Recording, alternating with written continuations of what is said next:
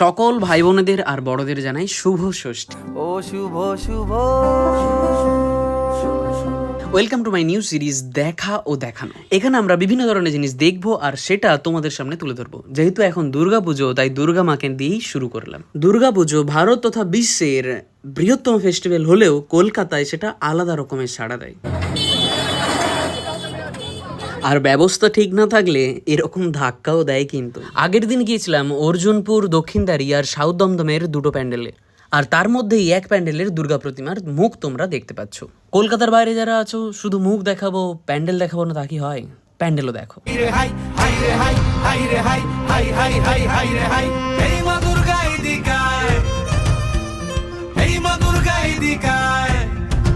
মোদের চারপাশেতে অনেক অসুর ধরছে টিপে গলার নলি।